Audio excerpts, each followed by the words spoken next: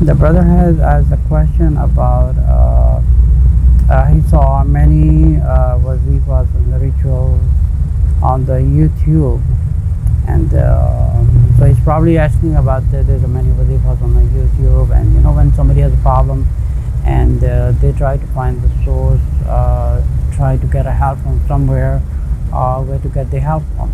So usually, as myself, I have seen like many on YouTube. Majority people from India, Pakistan, and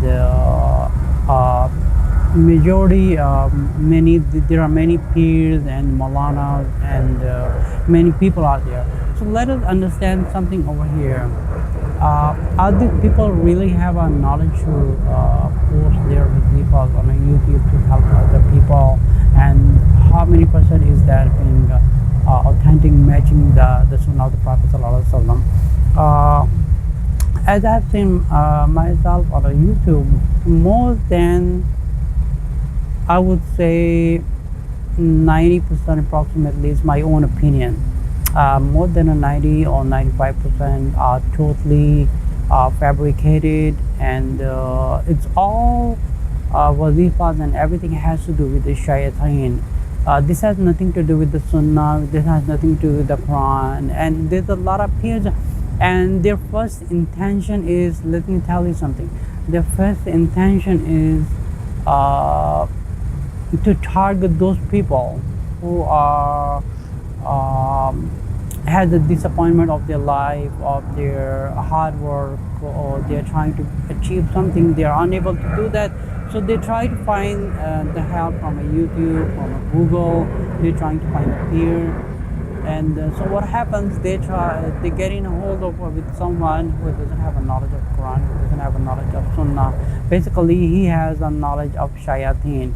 Majority of the wazifas and majority of the amals given on the YouTube are more than 90-95% are forged, it's fabricated, it's bid'ah, and this has nothing to do with the Quran, this has nothing to do with the Sunnah of the Prophet Sallallahu Alaihi Wasallam.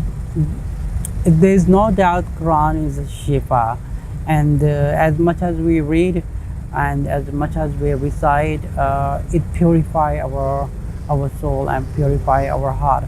And when somebody comes to me, okay, and let's say I receive like so many messages from an email about the same problem all the time, and they're trying to verify if this is correct to do or not to correct to do. For an example, they hear something on our Quran. So basically when the shaitan is unable to target the people into something else, they try to make something from the Quran and the Sunnah and use the name of the Quran and the Sunnah to target people, and the main intention is to promote their YouTube channel, because naturally if they have a more subscribers and if they have a more viewers, definitely they're going to get an advertisement and they make a money out of that.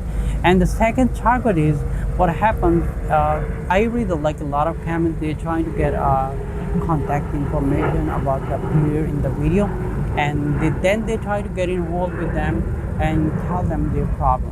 What happens, and this peer or this Maulana or this kind of like a fake peers, what they do, that they ask people, okay, we have to do some special way so you can achieve your goal. So what happens that then they will ask them, okay, you transfer our money or wire that from wherever you are, and they're going to get the money. And when they get the money, they just write whatever they like, they have in mind, and they just give to the person, okay, do this one, and you're going to achieve what you're looking for. So basically this, even so, let's say for an example, first of all, this does not happen, because everything happens only by the will of Allah.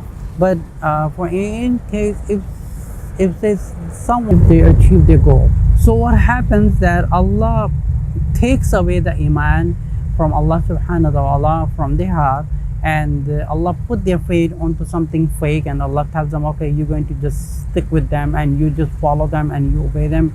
Because first of all, we know the Prophet ﷺ say, who goes to the fortune teller, and who will tell you about the future, who is going to resolve your problems. Their prayers are not accepted for 40 days. So we are already aware of that. So people who does go to these people, they have to have their faith on Allah subhanahu wa ta'ala and continue make the dua regardless how biggest sinner they are. But they have to continue make the dua to Allah subhanahu wa ta'ala. Oh yeah, Allah, please forgive us, this is the problem I have. Just make a continue with dua that. And whatever is being destined for them, they have to accept it. Do not go against your what is Allah has written in their destiny. So we have to accept that. So the question was being asked about from the brother if it is allowed to follow this Wazifa. This is not allowed at all to follow them. This is bid'ah. This is all amal of shayateen. This has nothing to do with the Quran. This has nothing to do with